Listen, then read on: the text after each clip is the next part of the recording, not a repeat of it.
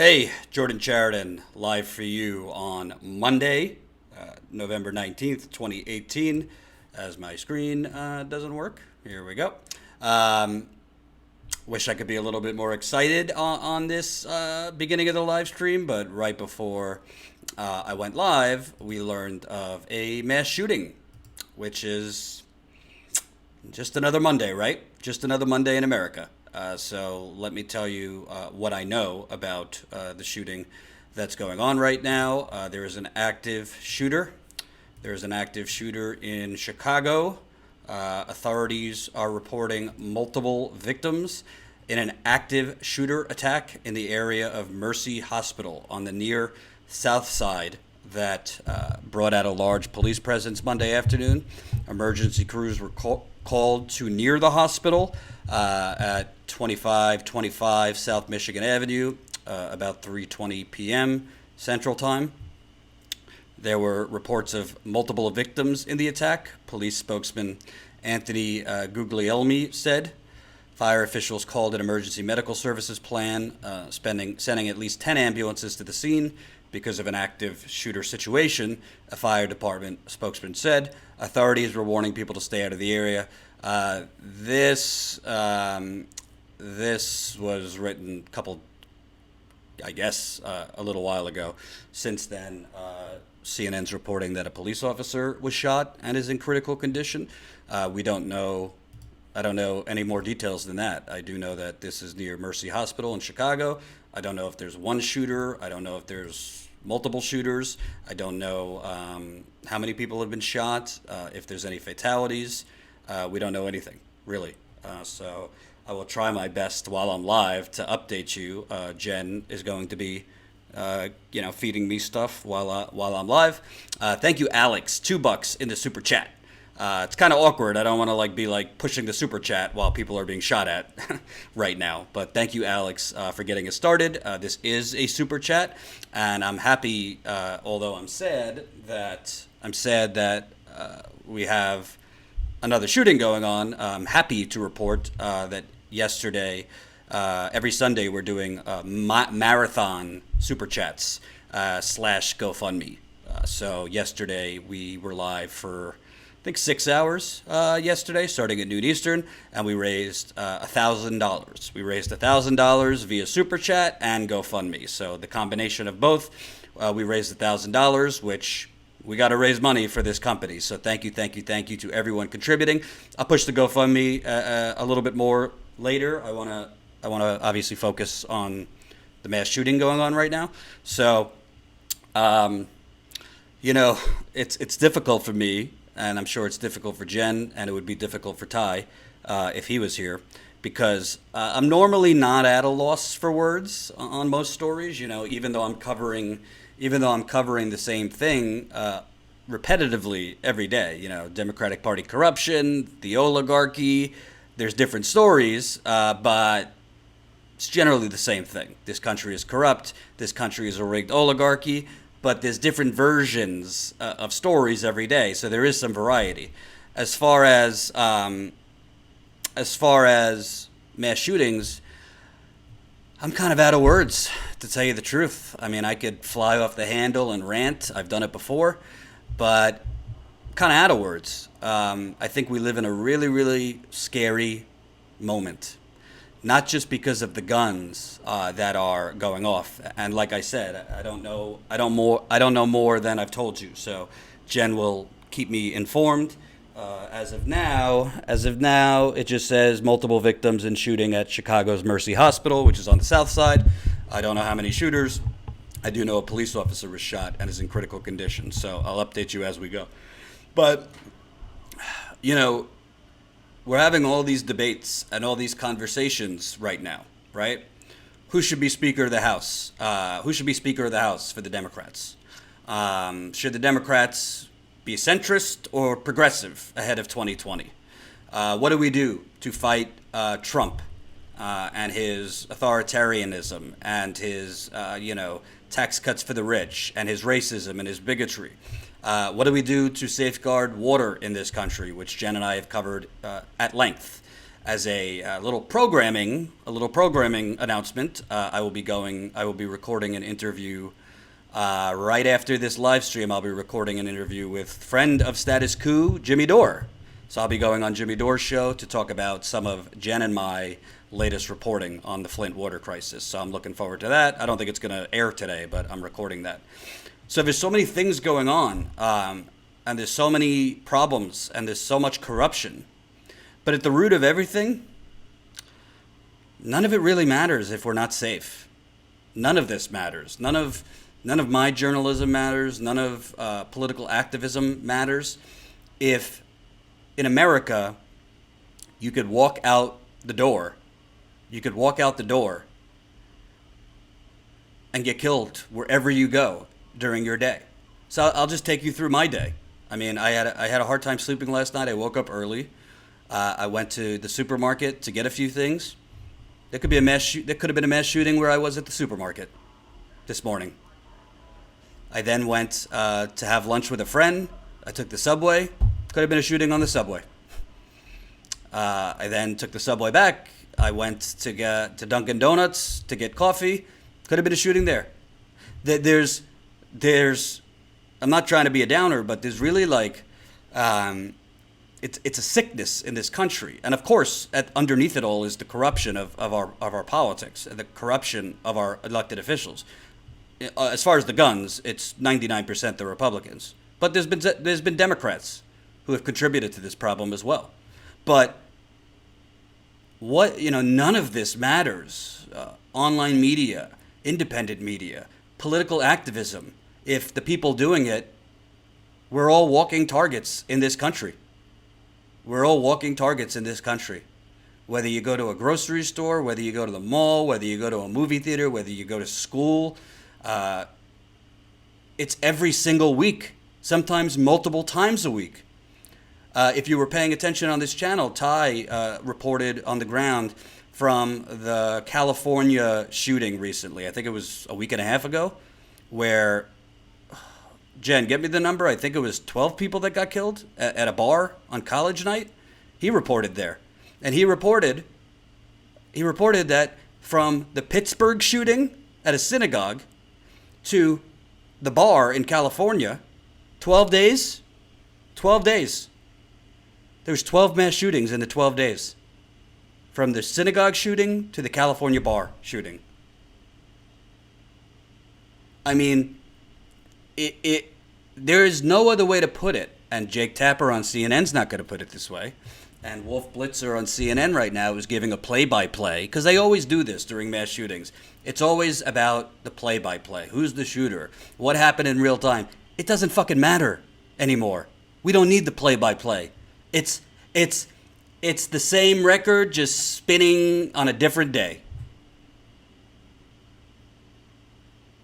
We know what the problem is, but our media will not actually go after the very politicians taking the blood money from the NRA. And you know what? Full stop. At 5:17 p.m. Eastern time, I have no idea who the shooter is. I don't know if he used an AR-15. I don't know if he used a different thing. But the bottom line is, 9 out of 10 times during these shootings, they're using assault weapons that people in the military have said should not be in the hands of citizens. I've already told you what I think. I think mental health is a red herring when it comes to this debate. Should we have more resources to mental health?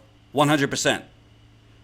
Should mental health and physical health be looked at as the same as far as healthcare? 100%. But it's not people's brains causing these massacres. It's the guns. You have mentally ill people, they can't kill as many people if they go in stabbing people. They will be stopped. You're never going to eradicate mental illness in this country or any country, because that's just part of human nature. Some people are born with predispositions to depression, anxiety, other things. Some people are not born that way, but through circumstances and nature first nurture, they snap.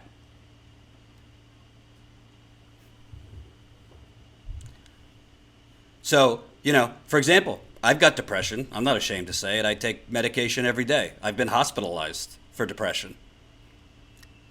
I've never gotten to the point where I wanted to hurt anyone. But you know what? Most people don't get to that point until they get to that point. Most people snap. Most people have mental illness, whether it's anxiety, depression, paranoia, whatever the case is. But there's one common denominator. These murders are happening at the barrel of a gun. Not so, the NRA and the Republicans and some Democrats like to say it's the person who kills, not the gun. It's both. But as far as I could tell, there's no way to eradicate all mentally ill people. And by the way, not every one of these shooters is classically mentally ill. Some of them don't have mental illness. Some of them are just crazy racists. Remember the South Carolina church shooting? He was just a Republican watching Fox News and listening to Rush Limbaugh. He might have had mental illness, but a lot of this is right-wing white nut jobs.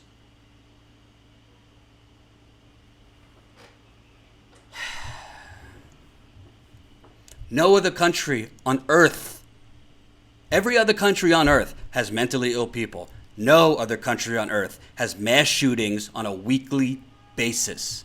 And you want to know something? I'm not trying to fearmonger, folks, for the 194 people watching right now, and press the share button. I'm not trying to fearmonger, but you could die tomorrow in this country. I could die tomorrow in this country. Sure, there's accidents. You could get hit by a car for not looking because you didn't look the right way. You could go skiing and hit a fucking tree and die.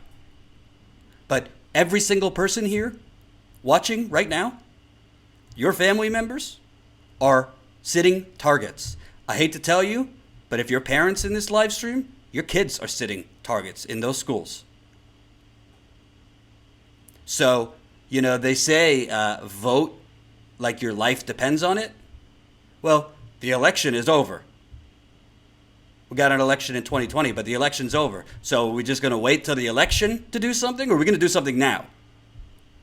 Because as far as I'm concerned, how many mass shootings do you need to have until there's a Occupy against gun violence? We had Occupy Wall Street against the oligarchy and the plutocrats and the rigged system, and Wall Street just sucking like vampires into us.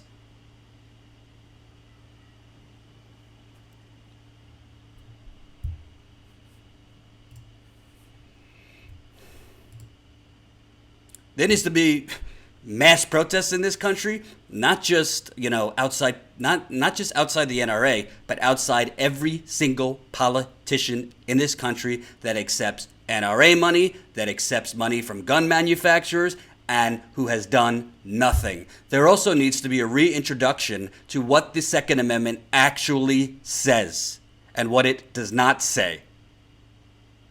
Because the Second Amendment, sorry if you're a conservative in this audience, does not give you the right and does not say you may carry around a Rambo bazooka gun.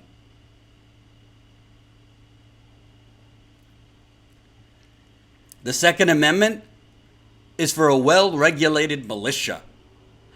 So, according to the NRA, you should have the right to just go down the street in a military tank if you so choose. The Second Amendment has been bastardized so the NRA and gun manufacturers and the politicians that take their blood money can continue raking in the dough. Norbu, my opinion is we should repeal the Second Amendment, but that's just my opinion. I don't think we have to repeal the Second Amendment. I think we have to actually interpret it as it is written and put in common sense regulation. The First Amendment is not unlimited. There are many amendments in the Constitution that are not unlimited. Ziggy says, this guy is a paid shill by George Soros. Islam is about to take over this country, so don't get rid of your weapons. Oh, Ziggy. Oh, Ziggy. I love you. I love you, trolls.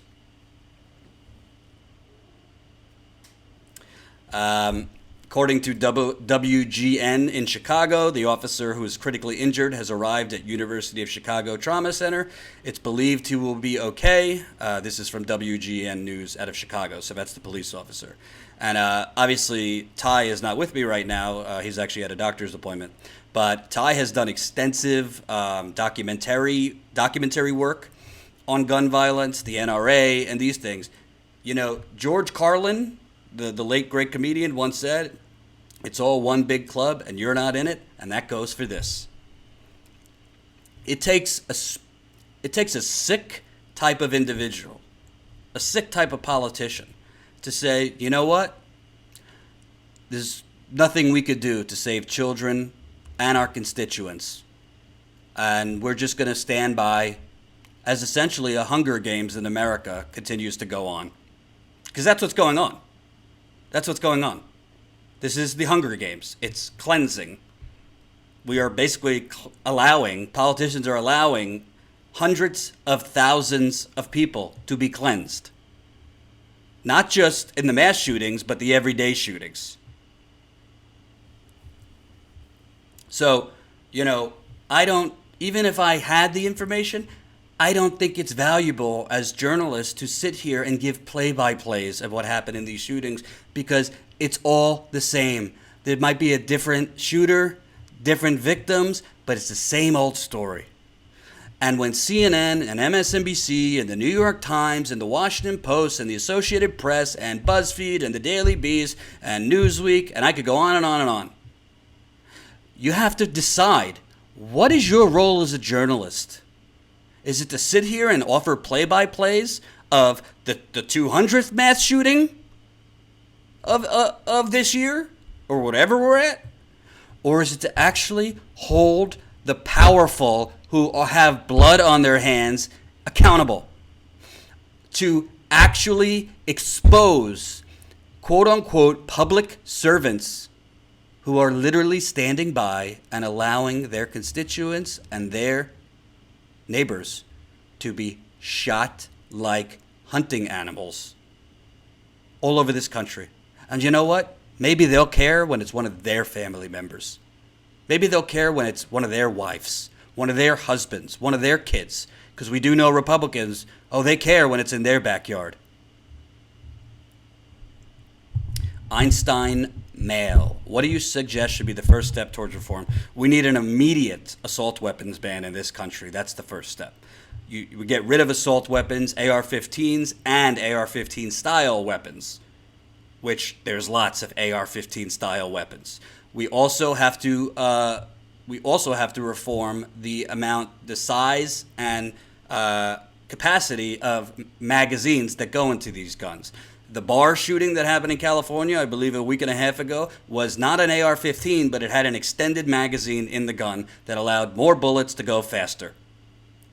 So, assault weapons ban, limit the amount of magazines that could go into these guns. We need any single person, I don't know why this doesn't exist, any single person that goes to purchase a gun at a gun store, at a gun show, which is its own set of loopholes. You know what? Let's create some jobs. There needs to be licensed psychologists at every single gun store, at every single gun show, and anybody who purchases a gun needs to have a thorough multi-visit psychiatric evaluation. Conservatives might not like it. I don't really care. If you are handing, you know, you need to do a test. You need to do a driver's test before you get a license. Right? You got to go with a professional and do a driver's test and pass the test.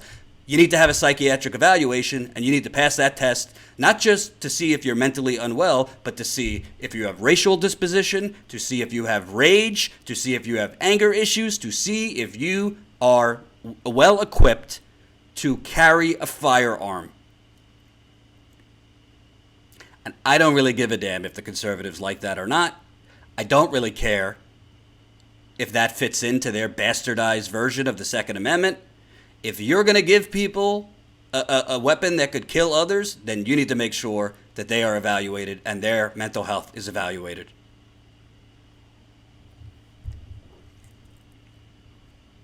So those are the first steps.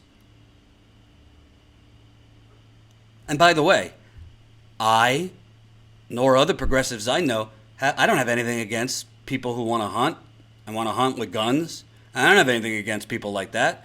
I grew up in New York. That's not the culture here. But in Texas, it is. In North Dakota, it is. In other places, that's part of the culture. We're not here to rain on your parade. We're not here to rain on responsible gun owners. But the bottom line is, I wrote an article once, one of the first articles I ever wrote in anything. I think the headline was like, "Call me a radical, but enough with the Constitution." And it was about, I think it was after the Newtown massacre. It was probably very poorly written because it was like 2012. And, you can't exercise the pursuit, life, liberty, and the pursuit of happiness. Our kids can't exercise life, liberty, and the pursuit of the happiness if they're getting their heads shot off in elementary school. You can't exercise or pursue freedom, whatever that means in this country, if you're a sitting duck wherever you go. So we're going to have a bastardized version of the Second Amendment? So what? So the NRA could make money? So Republicans could keep money coming in? You know what? If I have children one day, maybe I'll want a gun in my home, just for protection. My father, for example, he works in a retail business. He carries a gun because his business can be, he's been held up before. He's been held up before in his business and his attempted robberies. That's one thing. But we have, again, I don't know. I don't know yet. Jen's sending me updates. I don't know what gun was used, but there's a good chance it was a assault weapon. And even if it wasn't an assault weapon, there's a good chance it was a weapon that had extended magazines that allow you to shoot and, not have to reload right away. But when is it going to end? When Republicans that are blocking it, I don't wish anything on Ted Cruz or his family. But is it going to take something happening to Ted Cruz or the people that he loves for him to say, "Oh, this is a little too close to home"? Mr. Black, these mass shootings are atrocious. We prevent this immediately. And just so you guys know the behind the scenes, and I'm trying not to push the GoFundMe or the super chat right now because this is a serious topic and I don't want to be like fundraising.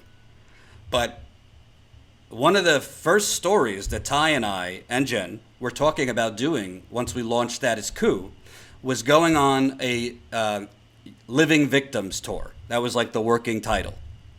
And we wanted to go to Newtown. We wanted to go to Parkland. We wanted to go to Aurora. We wanted to go to Columbine 20 years later. We wanted to go to some of the site, Virginia Tech. We wanted to go to sites that have had some of the most historic gun violence and massacres in this country's history, and Nevada, to talk to survivors who survived it, to talk to the family members of those who were murdered, to talk to people in the community, because it's not just the people who die. A lot of these communities are shells of their former selves after these massacres. We wanted to give a spotlight and expose this so it's no longer normalized. But to do that, frankly, you're talking about multiple cities, multiple states, a lot of flights, a lot of rent-a-cars. To do it right would cost a hell of a lot of money, and that's why we haven't done it, because we don't have the money yet. That's why we're fundraising to do things like that. But, what's Pulse nightclub in Florida too. Thank you, Yvonne. But you know what's sickening about this? You know what's sickening? For example, there's a mass shooting. There's an active shooter right now, and CNN is now interviewing someone on Congress and the Saudis. I guarantee you, it's 5:30 East Coast time. Would not surprise me if this mass shooting is out of the news by 8 o'clock tonight.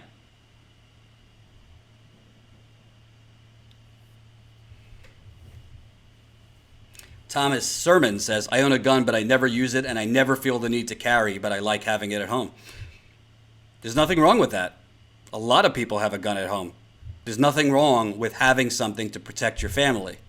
But where it gets bastardized is, I need an AR-15, I need a bazooka gun, I need this, I need that to protect myself from the government. Alex makes a great point. So weed is not legal, but you could have a bazooka gun if you so choose.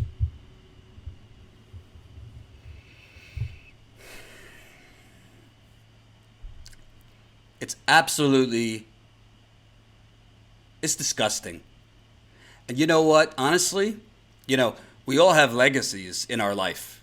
We all leave a legacy. Some bigger, some big, some small, but we all have an impact on those that love us and those that we interact with in our daily lives, whether it's through work or personal relationships or romantic relationships or community service we do or whatever the hell you do. I don't really understand the thinking or the wiring in these people's minds. And I'm talking about Ted Cruz. I'm talking about Donald Trump. I'm talking about Marsha Blackburn. I'm talking about all of these Republicans. I'm talking about, frankly, Joe Manchin, who might as well be a Republican. I'm talking about, frankly, President Obama had a Democratic House, a Democratic Senate. He didn't do anything on guns. After Newtown, he went up to a podium, he cried, which I think was genuine. I'm not saying he was faking it. And you know what he said? Well, the Republicans control Congress now, so I can't do anything. President of the United States.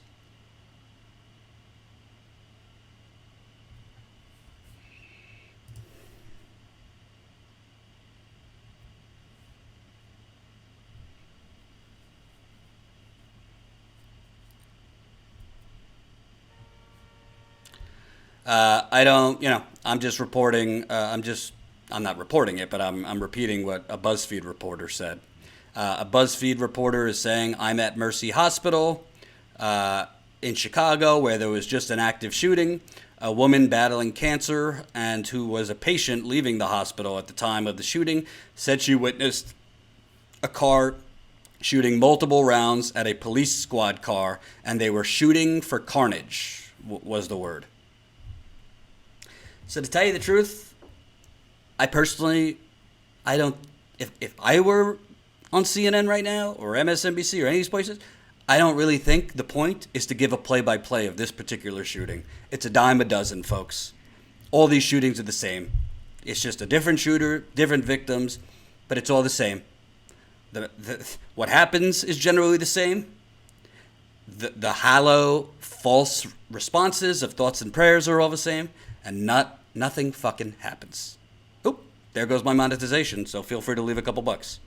So, I don't care. I don't care to do a play-by-play of what has happened in this shooting. Obviously, once I know how many people have been shot or killed or wounded, we report that. But the bottom line is, I'm sorry. You're all targets. I'm a target. Everyone's a target in this country because our politicians don't give a damn. And they would rather stay in power. I think you want to argue, and I'm about to get to Nancy Pelosi after this. I want Nancy Pelosi, Tom Perez, and the Democratic Party to say, you know what, Trump is awful. But you know what we have to do right now for our children? We're going to organize daily protests outside the NRA, outside the Republican political offices that take NRA money and the gun manufacturer money, and we are going to create an Occupy NRA. That is what is needed right now. Because progressive change in this country is very important, and I fight for it as a journalist, but it's secondary to, are the people advocating for progressive change, whether it's on the activist level, whether it's on the journalist level, whether it's on the political level, are they going to make it through the next day? Are they going to make it through the next day?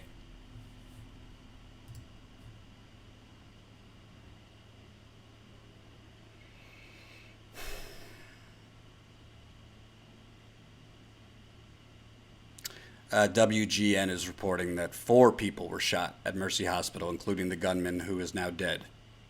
Chicago police officer among those injured, transported in critical condition. The police officer is 28 years old. So, I will update you as we get more information, but needless to say, it's kind of hard for me to even comment on this because I've commented on it till I'm blue in the face.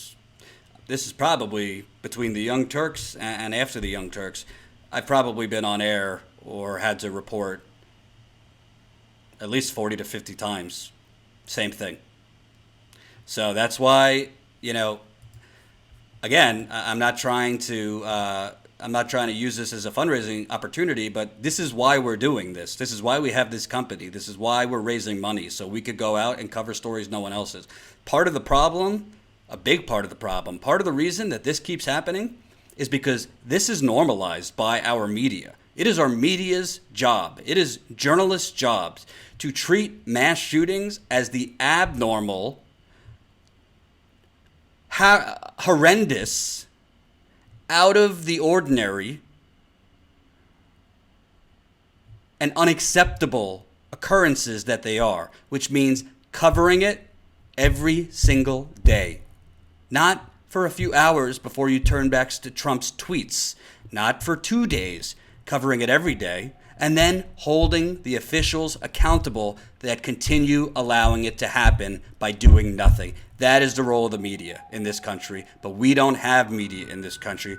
We have public relations professionals pretending to be journalists. They look like reporters, but they're actually just public relations professionals.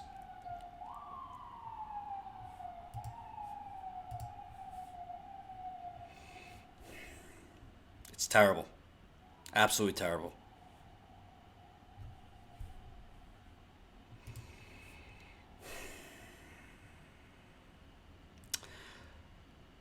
Moving on, and I'll update you as best I can if we get more information.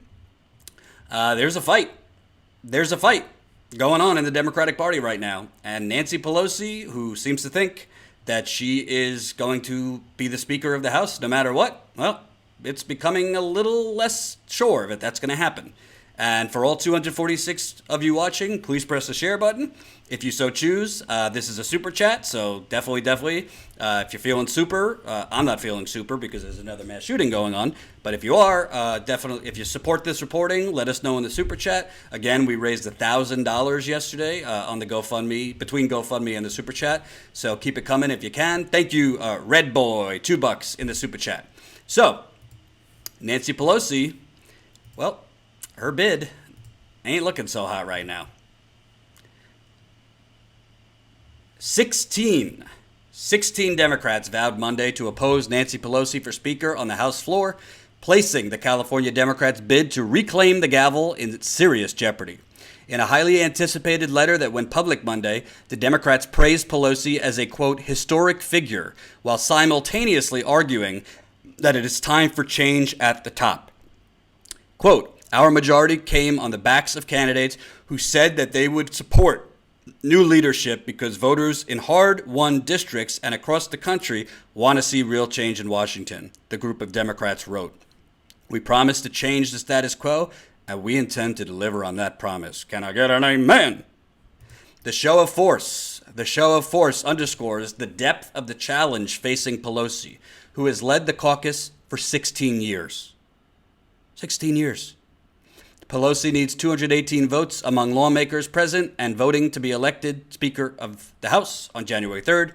House Democrats have won 233 seats, meaning Pelosi can currently only afford to lose 15 votes. The letter includes 11 incumbents, 4 incoming freshmen at one candidate, Ben McAdams of Utah, whose race has not been called. The letter does not include at least 3 additional Democratic lawmakers or members-elect who have confirmed to Politico that they intend to oppose Pelosi on the floor. That would be Congressman Conor Lamb of Pennsylvania, Congresswoman-elect Abigail Spencer of Virginia, and Congressman Jason Crow of Colorado. That would bring Pelosi's opponents to a total of 19 members or members-elect committed to voting against her. Enough to keep her from becoming Speaker should these numbers refuse to budge. 3 House races in Utah, Georgia, and Texas have not been called, but are trending towards the Republican incumbents. Should Democrats be victorious, Pelosi could have more wiggle room and could lose as many as 18 votes. Pelosi has defiantly said she will win a Speaker vote and has no intention of withdrawing. Her allies predict she will take this fight all the way to the House floor and will wear down her opponents. Quote, If your strategy relies upon Nancy Pelosi giving up, you will lose every single time, said a senior Democratic aide. 94% of the caucus didn't sign this letter. Well, that doesn't really matter because she definitely cannot become speaker if 18 vote against her. She would not have the numbers. Monday's letter, however, suggests that Pelosi's pressure campaign to wrestle the needed votes has so far fallen short, though her allies note that they still have more than a month to crank up the heat and get these critics in line. Congresswoman Kathleen Rice, one of the group's ringleaders, dismissed the criticism that only a handful of caucus members publicly signed on to the letter. Rice told Politico that Pelosi is likely to win a closed-door caucus vote next week, which only requires a majority of members to vote in her favor, but that the members vowing to oppose the California Democrat plan to stand firm on the floor. Quote, the fact of the matter is she might get the overwhelming votes of the caucus votes, but there are enough votes to stop her from becoming speaker, and that's really all that matters, Rice said of Pelosi. And she knows that.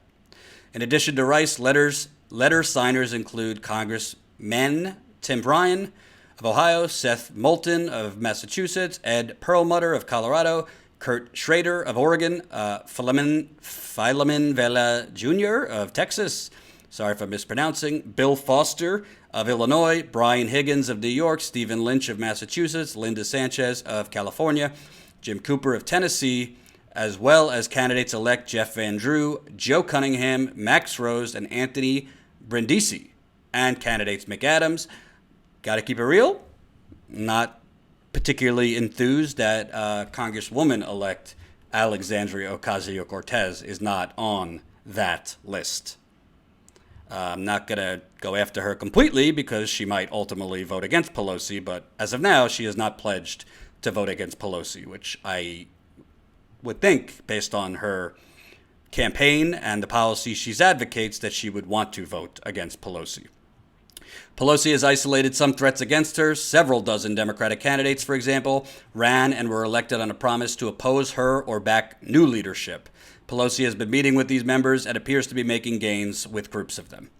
So here's what I think, because if you followed my marathon live stream, if you followed my marathon Sunday Super Chat live stream yesterday, again, we raised $1,000. I was live for 6 hours. We're doing it again this Sunday.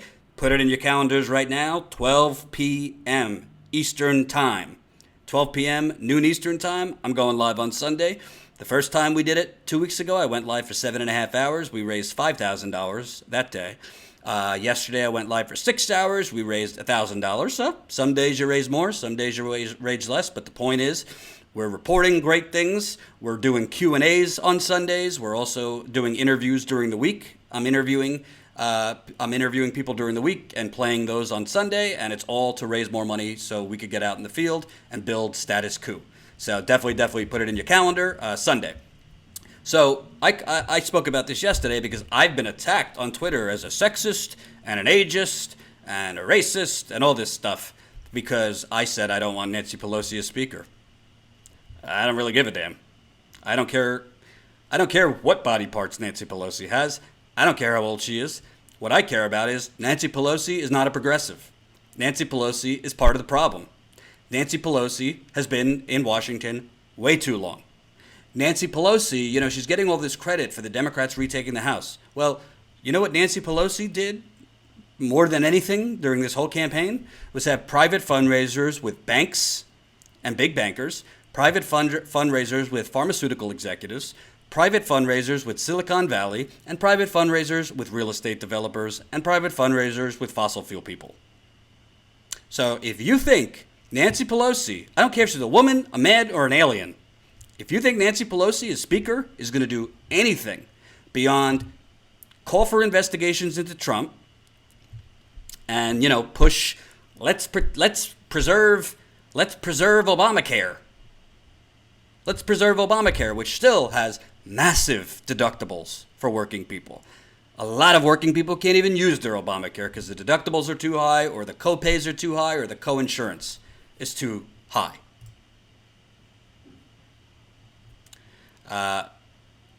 Unfortunately, breaking news, I have to report to you that two people including the suspected shooter, are dead after a shooting at Mercy Hospital on the south side of Chicago. So it seems one of the people that were shot has been killed and the shooter has been killed. We don't have details, but one person is dead because of the shooter shooting them, and the shooter is dead also. So we'll update you as we get more. Sunvio says, my deductible is $6,000 per person. Hello.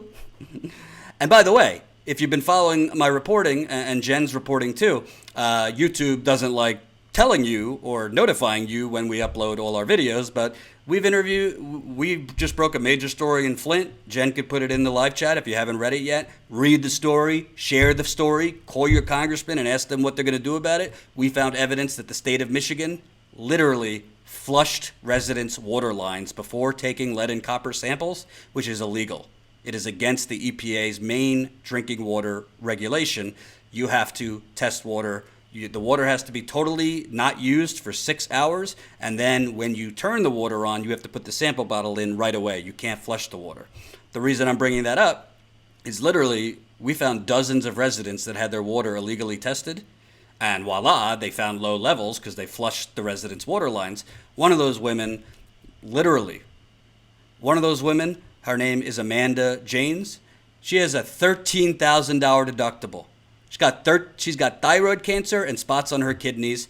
I'm not a doctor, so I can't cause and affect it, but she never had health problems before the water switched. Now she has thyroid cancer and undiagnosed spots on her kidneys. She got kicked off her health insurance. The only way she could use her health insurance is if she pays the $13,000 deductible. And you want to say Nancy Pelosi is fighting for you, the worker bee? This ain't about her gender. It's not about her age. It's about what does she stand for? What is she shown to stand for? Because it's not fighting for working people. It's not fighting for the working poor. It's fighting for incrementalism, the slow grind of gradualism, and frankly, fighting to protect her donors. California has a Democratic governor, Democratic Senate, and a Democratic House. California killed single payer. It passed the Senate in California, and it died in the House. You think Nancy Pelosi didn't have anything to do with that?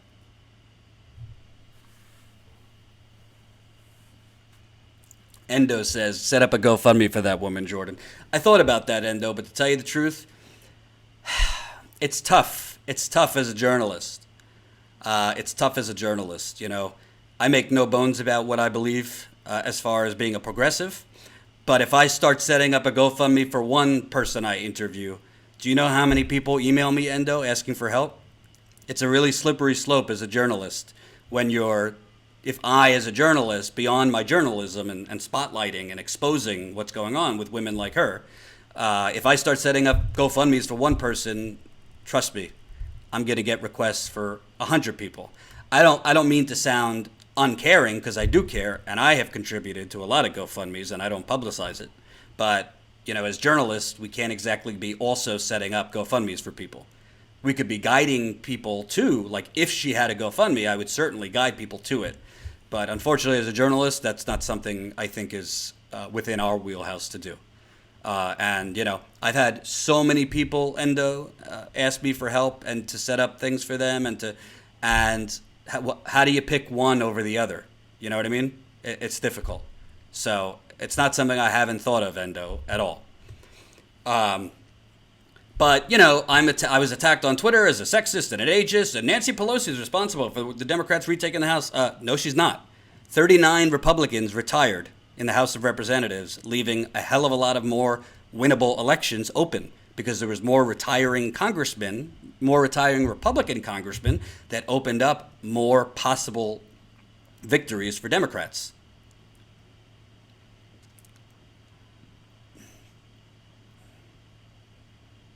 So the Democrats won for a few reasons. Number one, 39 Republicans retired, leaving more possible victories and openings for Democrats to win.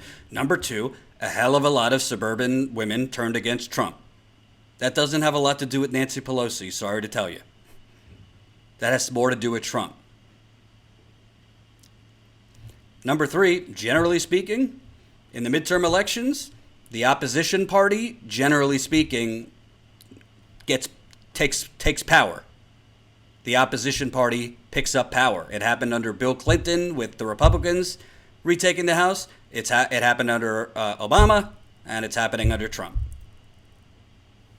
So, but Endo and the people asking, part of why we're doing the GoFundMe is to spotlight stories like Amanda's, is to spotlight and to get in the field and expose these kinds of stories. Thank you. Andrea just left a GoFundMe contribution of $10.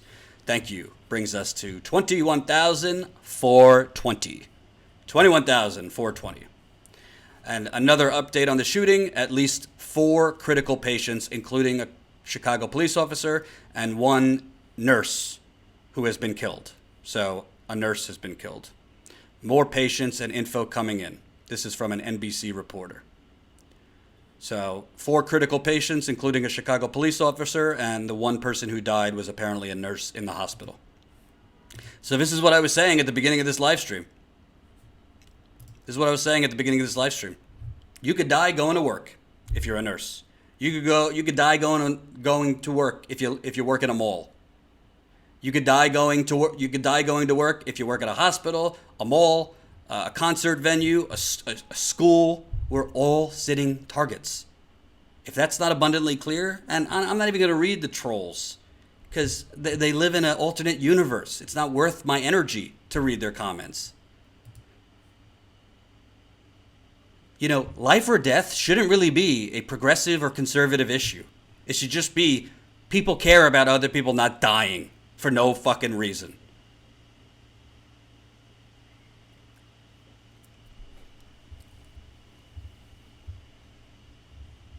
Cheryl, you can die walking anywhere. The only difference is that's a lot more rare. It's rare to die walking and getting hit by a car crossing the street.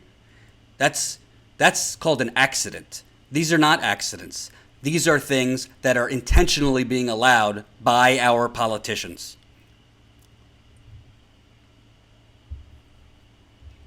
The Second Amendment does not give you a blanket allowance to carry bazooka military assault weapons that people in the military say should not be in the hands of the citizens. The Second Amendment does not give you blanket right to have every single accessory known to man, like extended magazines and multiple clips and all this shit that are only in existence to make sure people can fire more gunshots in a quicker amount of time. We got a nurse who just died for no reason. No reason. There's no reason people should be dying. We're just in a perpetual silent war that the media doesn't treat as a war. This is a war, and this is domestic terrorism that the media is allowing to happen by not covering it as the an urgent epidemic that it is, and we are allowing the politicians to get off. You know, you have people like Jake Tapper and other people that interview these politicians when this happens and treat them with kid gloves. And they say, oh, I'm not going to get into what the solutions are right now, good, kind sir, taking blood money from the NRA. But what do you think about this shooting?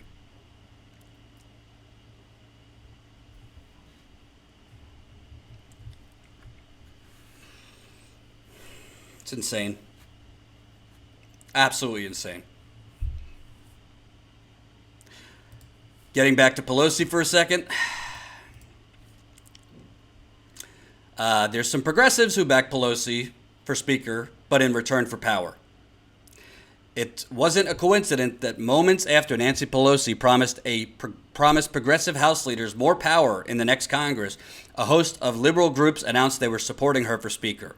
Congresswoman Pramila Jayapal, who is expected to co-chair the House Progressive Caucus next year, left a Thursday night meeting with Pelosi in the Capitol and proclaimed that her members would have more seats on powerful committees and more influence over legislation. The Washington State Democrats then phoned Move On and Indivisible with the news, and they promptly tweeted out support for Pelosi. Then on Friday morning, Jayapal, previously uncommitted on whom she would back for speaker, gave Pelosi a full-throated endorsement. Quote, No one could really doubt Pelosi's progressive chops. Oh my God, did she say that? No one could really doubt Pelosi's progressive chops, Jayapal told Politico. And I do think for the next 2 years, as we lead into 2020 and are coming off a big wave, we need someone who is smart and strategic and has done this before. I just lost a lot of respect for Pramila Jayapal because I could tell you, you certainly can doubt Pelosi's progressive chops. She went on to note that the 15 to 20 Pelosi critics trying to get her, oust her, are more centrist in their ideology and goals than the rest of the caucus. If Democrats remove her, Jayapal argued, they would effectively be turning their backs on the voters who swept Democrats into power. Quote, that drive is not going to take us in the direction that we should go, Jayapal said of the effort to dispose Pelosi. It's going to be the opposite of what the election really told us, which is a much more diverse, progressive, bold agenda. Pelosi's overtures also speak to progress. I don't even want to read this anymore because it's ridiculous.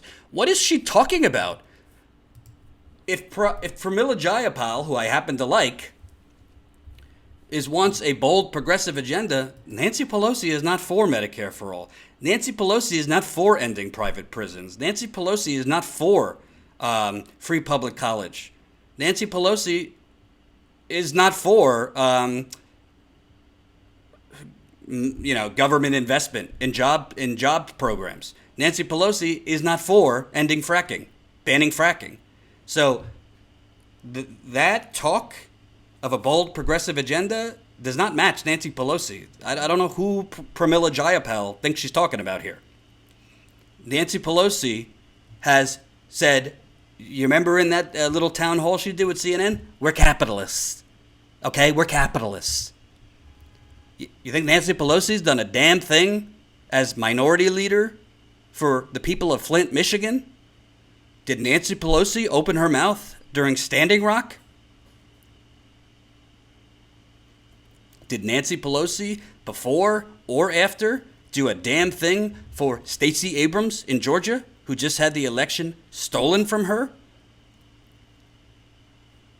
So I understand, maybe Pramila Jayapal thinks if she does a deal and, we do some wheeling and dealing here with Nancy Pelosi, the progressives will get more power. Nancy Pelosi is going to say whatever the hell she needs to say to become the speaker again. You're trusting Nancy Pelosi to keep her word? You think Nancy Pelosi telling you, yeah, we'll put more progressives at the top of committees and we'll give you more power.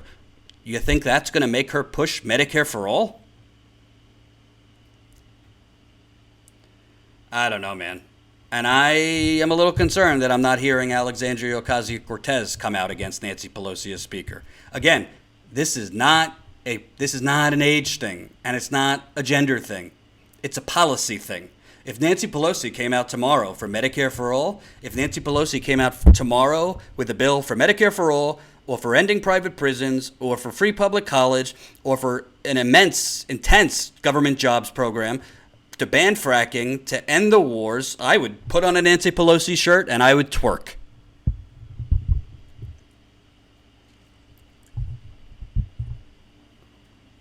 I got nothing against. It's not about Nancy Pelosi. I don't care for her. I don't care about her as a person. I don't have anything against her as a person. I have an intolerance for rhetoric that does not match records. I have an intolerance for rhetoric that doesn't match the record. And as a reminder, this is a super chat, folks. If you're feeling super, if you want status quo to grow,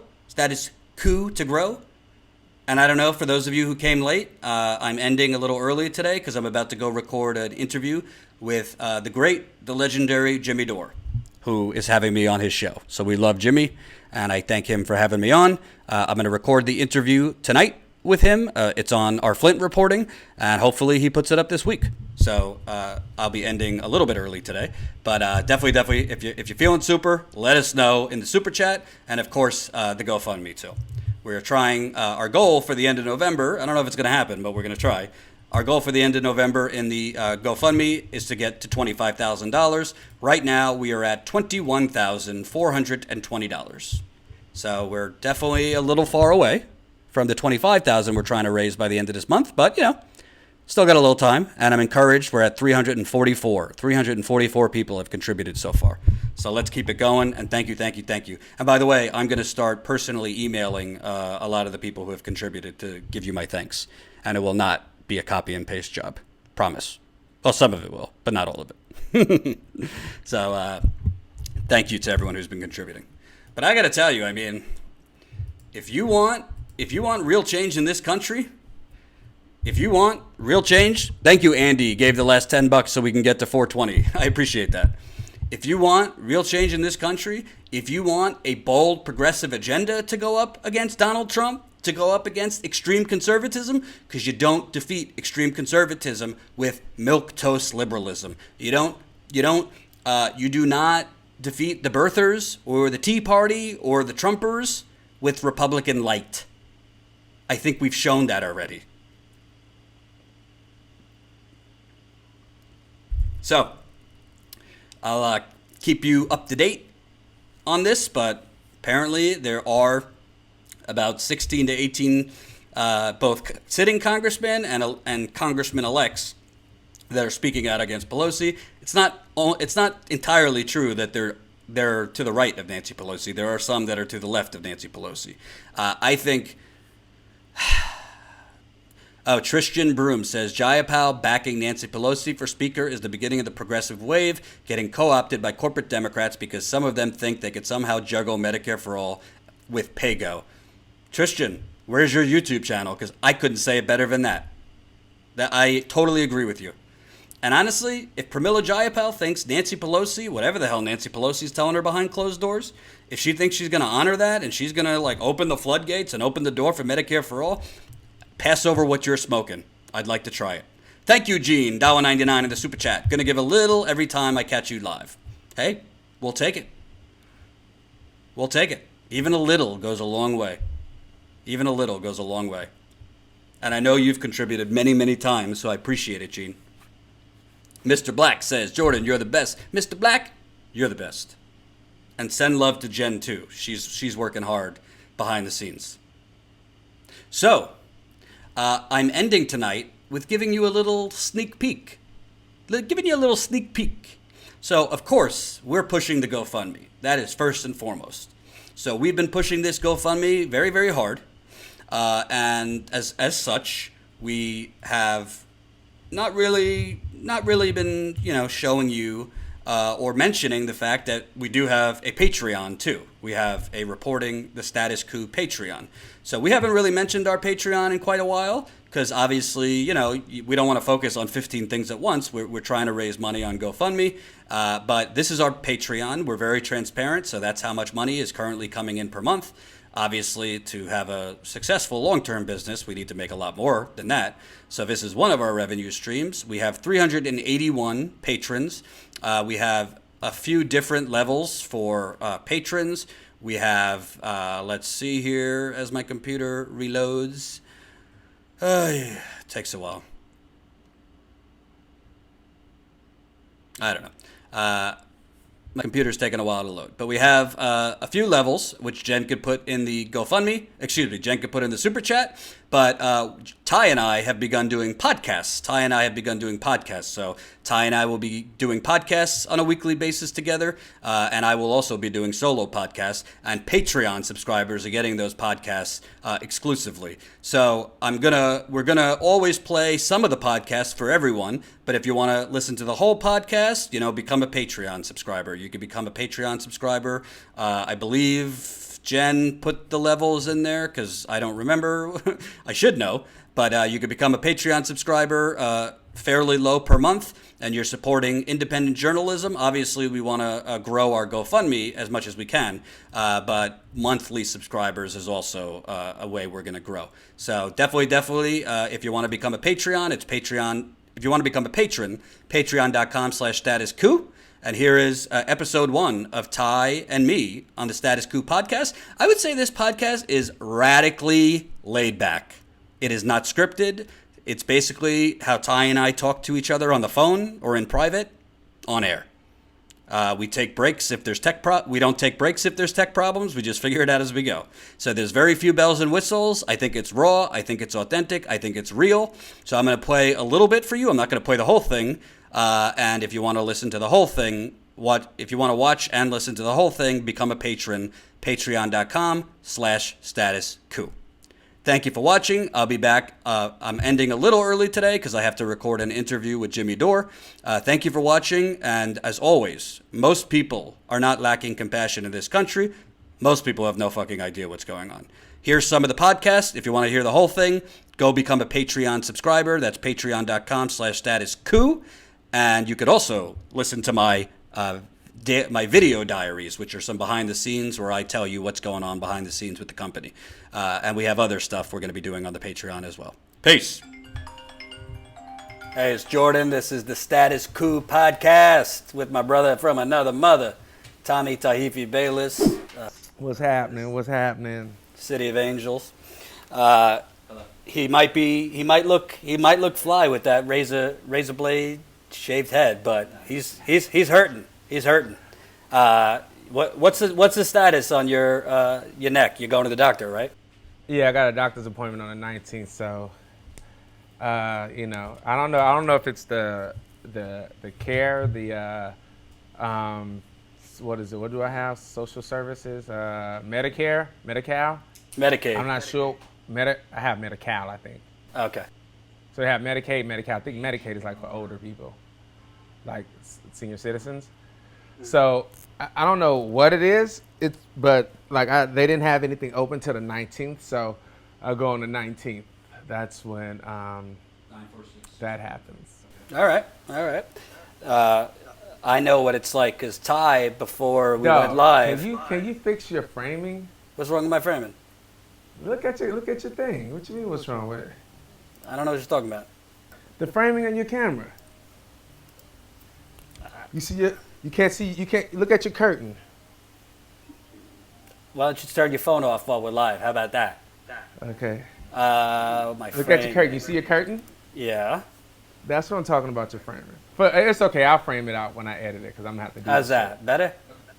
I mean, whatever. I'll fix it. All right. So people see the behind the scenes. Ty doesn't turn his phone off, and I don't know how to frame. But, I got to be honest with you. I'm a little pumped up. I just came off that live stream. Hey, you know what?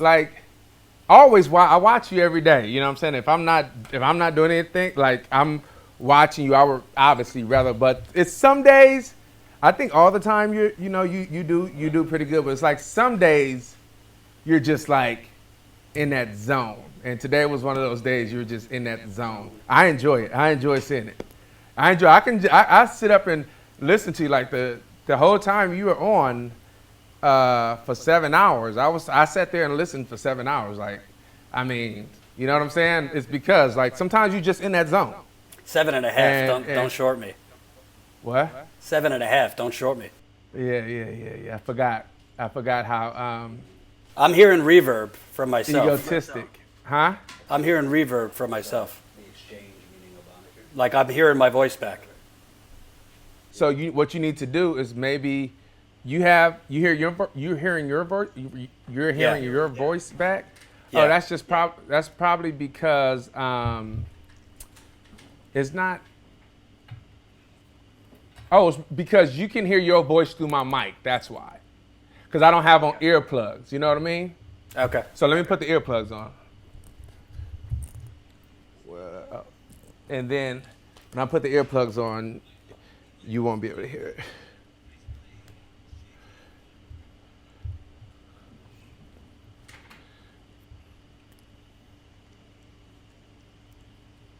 Hello? Okay, all right, now you straight? Yeah, it's better. So, because I was about to go live. I come up with topics and stuff before, and I saw Stacey Abrams was about to speak. So I had to monitor it, and then I brought it on for the audience. And, I was trying to be respectful because I think she ran a strong campaign and was obviously up against it's not even election fraud. It's just theft. He stole the election. But I got heated because I'm just tired of seeing these elections stolen, either by the Republicans or the Democratic Party steals it against progressives. And I think when I get heated like that, I just I could go on for hours. Nah, yeah, and I think you're right, though. I was reading some of the comments and stuff, and I mean, people don't really get it. You brought up the fact, you were like, so, I'm not black. You don't understand. And I think a lot of people don't understand. And I try to be understanding to that because I've been in certain situations where I was insensitive to a certain subject because it was outside of my scope, my peer view. So I couldn't really rationalize it. So it didn't make sense to me. I mean, obviously now I've grown and I've been able to overcome that. But a lot of people that's debatable. A lot of people, like, for some reason, I don't want to say for some reason, like, I don't know why, like, I get it, I understand, but aren't open to trying to understand why, when you say the pressures against her just for her being black, like, if you're white and you've never been black, you just don't get it. It's just like, I don't get really the reason why a person that was raped wait 30 years to say something. You know what I'm saying? What that does to a person's psyche, what it does to a woman's psyche, how she goes back and forth on thinking that maybe it was her, and all these other things that I couldn't even comprehend because I hadn't been there. Like that same way that I couldn't really rationalize that because I hadn't experienced it. People should really understand how you haven't lived a black life. You lived a life around black people, but that ain't living a black life. That ain't living a black circumstances. So those things have to be acknowledged, and those things are true. It's a lot outside of just the obvious that a person, a politician, would have to go through dealing with voter suppression and in politics when it comes to things like that. You're trying to go up against a force. In addition to that force, you have even other forces come against you that can even be some people that would have been allied to you for being a Democrat, just for being a Democrat, and now aren't because you're black and you're in Georgia. You know what I mean? So, no, I completely get it, and I understand that you were, trying to thread that line and shit. Well, I think to me it's bigger than Stacey Abrams. So, for example, during the 2016 campaign. During the 2016 campaign, like one of the stories I first sunk my teeth in when I was at the Young Turks. Are you recording right now? Yeah. I want to make sure because you be fucking up. All right, go ahead. Go fuck yourself. One of the stories I really sunk my teeth into first was the New York primary purge. I mean, I thought when I was driving to this courthouse on primary day, I would have a hard time finding parking because like everybody would be there. They were filing a lawsuit because the Democratic Party. Yeah, nobody there. But, Bernie's campaign, I reached out to Bernie's campaign and I said, why isn't Bernie speaking up about this? I mean, this is election fraud and not just voter suppression, but it's fraud. And basically, I not officially on the record, but I was basically told like, well, if he really goes off about it, they're going to look like, he doesn't want to look like a sore loser. He wants to look like, losing gracefully, and we're already understaffed. So, like, if we spend time on this, we're going to be taking resources away, then focusing on the next election. And I was like, how frustrating is that for you? Well, why are people so preoccupied? I said, who gives a shit about Pennsylvania? If the election's rigged anyway, you should be fighting against that. And they're gonna, even if you don't do that, they're gonna find something else to say you crying about. Like you can't stop that. Right. I mean, listen, Bernie ran a mesmerizing historic campaign, but he did make a lot of mistakes. And I would say for Stacey Abrams, it was probably harder because as a white dude, I'm thinking to myself like, well, why wasn't her campaign screaming and hollering 3 months ago, 4 months ago, when it started becoming apparent that people who thought they were registered all of a sudden weren't registered, and Greg Palast came out with great reporting about the purges in Georgia, but she had that extra thing, which she's a woman, a black woman, running to become the first governor in a historically like KKK racist place. Yeah. So it might have been for her harder to look that way because however you would phrase it, but she didn't want to look like however they would paint a black woman complaining about purges and things like that. So I get that. Angry. That's what they try to. That's their go-to, angry black woman. That's right. But to me, whether it's Abrams, whether it's Bernie, whoever, if, as a democracy, we're always told the one thing that we could do to change things is vote, and your vote is only symbolic because you have officials like Brian Kemp. Literally, like this happens in banana republics where an official who's also running for a higher office would be deciding who gets the vote. This is like what happened, like that's Colombia type stuff with Pablo Escobar. That's like Iran and Russia stuffing ballots. It's not supposed to be that way here. So it's frustrating for me because like one of the things that excites me is covering real elections and seeing movements like Bernie. Some of the best times I've had in life were at like Bernie rallies, not because I'm a Bernie bro, but seeing that energy and being in that energy. So to know that a lot of these elections are basically like between people being purged. I mean, you saw, I don't know if you saw the video, but there was like a 92-year-old African-American, black woman, excuse me, you don't like to say that. Who voted since black people got the right to vote. And this election, she couldn't vote. She couldn't vote. So, what can you do other than cover it? But I also say this is part of why I'm very critical of the Democratic Party. Democratic Party said nothing about this. I mean, and that's the thing too that you brought up. It's like that's one of the things because I'm like, I'm watching the news and shit, and I'm taking things into consideration because obviously, I think Barbara Lee would be great. But as I'm listening, I'm like, I'm just getting into it, so. I don't know. I know a little bit about Nancy Pelosi's history. I know that she's more corporate than I would like anyone in leadership to be, and more and have more corporations and donors invested into her than I would like any politician to be. And then, but they're talking about like how she can get votes and how she can count votes and how she can raise money, and I'm like, and so I started like, okay.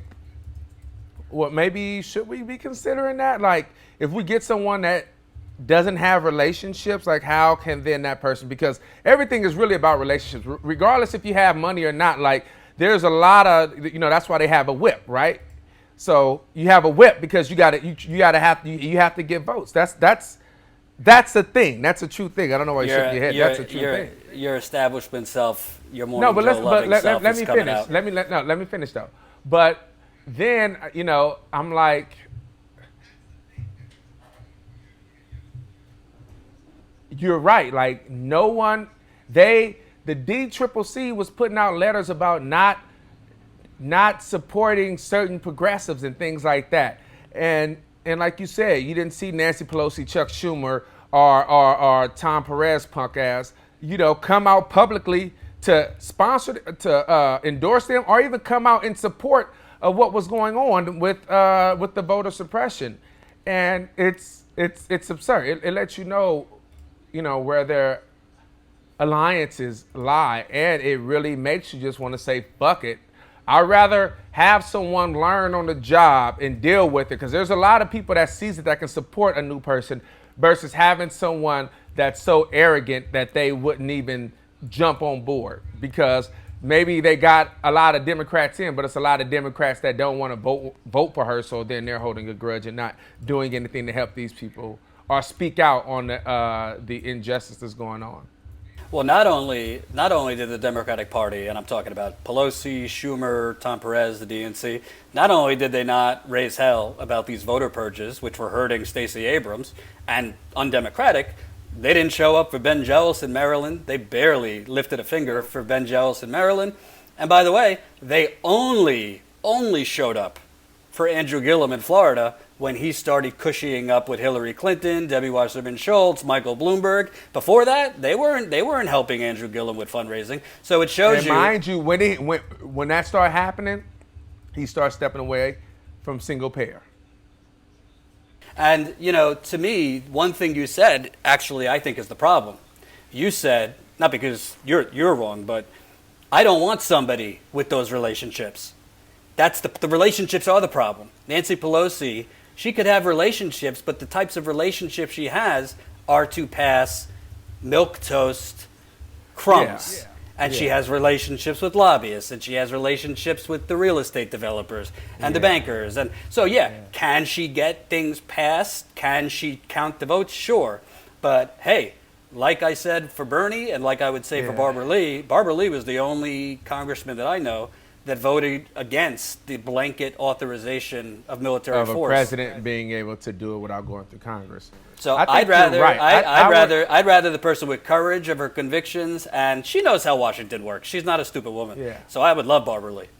You know, I agree with you. Like, I'd rather have because even if Nancy Pelosi has relationships, the inception of her relationships are predicated on an idea of compromise. Look, we can work it out. Versus, because if you got somebody new and they establish relationships, their relationships hopefully will be predicated on, this is who I am and this is what I'm standing for, this is what I'm rolling with. And then if they build a relationship based on that truth, then their relationship, anytime they're agreeing, it's always based on, this is my conviction and you know where I stand. Versus some type of compromise that will then, you know, maybe get you what you want passed, or a little piece of what you want passed, and also, you know, give a tax break to 500 of the richest people in the world. You know, they throw that in the bill as well. You know what I'm saying? FYI, your audio is not syncing with your lips. I don't know if that matters. My audio isn't? At least on my thing. It won't. I mean, it matters, but I'm recording it too, so I'm gonna use mine, so it don't matter. All right. So, yeah, and you know what? At the end of the day, like Nancy Pelosi, I give her credit. She was the first female speaker. That is history. I'm all for a woman being speaker. I'm all for a woman being president. But at the end of the day, like it's like in sports, you know. When you've had your time, when you've been a superstar, but you're getting a little older, there's some young bucks coming along. Like, pass the torch. And when I say and torch, they don't have any, and she's taken a torch to the Democratic Party. Nancy Pelosi isn't responsible for this quote blue wave. More so than that, there was an unprecedented amount of Republicans who retired, opening up more elections. More so than that, you had a lot of suburban moms. Basically turning against Donald Trump. That wasn't Nancy Pelosi. So, yeah, she'll take the credit for the Democrats retaking the House. But at the end of the day, she's not for Medicare for all. She's not for free public college. She's not for ending private prisons. She's for, you know, giving subsidies to Wall Street and companies like Amazon and things like that. She's a conservative Democrat. I would call her a Republican light. So she might, in some areas, you know, but you don't go into Congress. She's literally saying, I am staying here to protect Obamacare. No, you say I'm staying here so we could get even more than that. So we can, you know, take the legacy of Obamacare, which is better than it was, but it's not what it should be, and make sure all people are covered. We don't need somebody whose starting point is we want to preserve what's already been done. No, we need people that are going to push forward. That's why Ocasio-Cortez is basically going there and, you know, taking names on day one and sitting with protesters. You know, we don't need people who are there to, like, right out of the gate, let me compromise on the Republicans' terms. That's why that's what Obama did. Your hero and Black Jesus. Well, unfortunately, I just looked at an Obamacare plan. They're very expensive and there's high deductibles. It's definitely better as far as the pre-existing conditions, no doubt about it. So I'm happier that we have that than like your shit out of luck healthcare. But he had 2 houses of Congress and the wind behind his back after those disastrous 8 years, and he decided to bring in, you know, Goldman Sachs and Morgan Stanley, and his administration was a bunch of bankers and neoliberal hacks, and you get what you get. I think Nancy Pelosi, unfortunately, and Bernie to a certain extent makes his mistakes too, but when you're a creature of Washington for that long, you kind of lose. You don't have the pulse of America. You don't have the pulse. I think you're right. You're right. They don't have a success. They don't have a succession type of thing where they're like having people under their wing to make them like, nah, because they want to stay in power. That's what it's about. You're absolutely right. No, I agree with you. You know, sometimes I like to keep an open mind and AKA give establishment people the benefit of the doubt. Yeah, you do like to do that. I want to read you something. Okay. You may have missed this on your live from Polish Hammer. I like Polish Hammer. when Ty reports, I talk back to the screen because I feel like The Rock and Vin Diesel are just having a conversation. A Rock and Vin Diesel? The Rock and Vin Diesel. The Rock. Oh, okay. I've never seen The Rock and Vin Diesel talk together. But Just two aggressive. we should talk about that. People. So let's talk about that. You've been going live this week, which is different for you than it is for me. How you liking it so far? I like it. I think the only thing I don't like about it is that I'm trying to get shit done, and when I get interrupted, it throws things off. I just got to be more organized. That's the thing I may like the least because I'm not used to doing it, and I got to make time to read stories and things like that. That's probably the only thing. But once I get this documentary out of my life, then I'm good. Yeah. I mean, unfortunately, in the digital age, journalists it's not even multitasking anymore. It's literally doing the job of 7 people if you're a good journalist. Yeah. So hopefully we get the resources because, to me, because I don't mind being in front of camera. Right. Well, to me, part of why I wanted to launch Status Coup was I don't want to be, I don't want to be the only one. It takes a lot more to cover stories. Alexa, turn on light. You bougie yourself with Alexa. It takes a lot more than one person to expose things, and you're going to cover stories that you're naturally more passionate to that I might not cover sometimes. So it's good to get a different perspective. But I also think that it's hard when you first start reporting because we all kind of have this notion, and I kind of had this with Emma when I was training her, that when that camera goes on, we have to present. And we have to be buttoned up and be professional. And to me, it's the exact opposite. I think you're right. Once I get over that, and I'm much trying to not feeling like my mouth needs to be saying something at every point. You know what I'm saying? And reading the story and talking about and just taking my time. I guess breathing. You know what I mean? I guess that's probably the gist of it. Being able to, I don't want to say concisely tell the story. I guess concisely tell the story, but make sure I'm getting all the points that I want to get out and not feeling rushed. You know what I'm saying? Not feeling, rushing myself. Feeling a little jittery, trying to make sure all this, I grab a hold of all the stuff. But did you see you were on my live today? Yeah, I was doing 3 things at once. So I heard some of it. Yeah. You learned some stuff. It's good. Yeah, I was too busy deleting and blocking. There was this one guy in there who had 100 different accounts and was writing some nasty stuff, so I had to keep blocking him. Yeah. Not about you, just bad stuff about women and things like that. But no, I think it's good. And also, your experience and your interest has always been to craft something that other people could watch, not to be the person in front of the camera.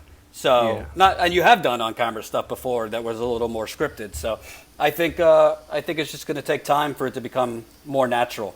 But from what I could see, people like it, and I think the reason we launched Status Coup as a network is, if it were up to us, we'd have the funding to hire several reporters. I'd love to take a day off from time to time. I don't want to go live every single Sunday for the rest of my life to raise money. Ty and I, I'm sure you'd love to have a backup cameraman. So some trips, maybe you could take a back seat, but it is what it is for now. So, but yeah, I mean, to keep it real, keep it 100. Sometimes you're flush and sometimes you're down, and this has been a little bit of a down period as far as the company's concerned. We were definitely banking on when we published this Flint story, which I've already told people it was supposed to be in Newsweek, that we'd get a lot of movement off of that as far as, obviously, hopefully it going viral and, getting some pressure on the government because of what they did that we found, being able to go take that story to show to possible larger levels of funding. So it was, it was disappointing after that. And then it's like YouTube, it's like clockwork. as soon as you start growing like rapidly, because we were growing like a couple thousand subscribers a week, like 2-3 weeks ago, all of a sudden, like that, they start throttling you more. You notice it when you're live too. It just takes forever for the audience to go up. You start seeing more and more people on the live chat saying, I don't get notifications, this or that. Like even when I was live, I think 2 days ago, I didn't get a notification until I was in the middle of it. Right. So it's frustrating because, it's one thing if you're on a level playing field and, people just don't like what you're selling, but they could see what you're selling and then don't like it. It's another thing when you're working, long days and almost every day, and doing a lot of different things, behind the scenes that people don't see as far as like the business side of things. And, just people pulling a button at YouTube can screw you. So, but what can I do other than like bitch behind the scenes to you guys and keep going? Yeah. Do you ever notice like when you talk, like when you report, I guess I noticed this because I had to edit your shit.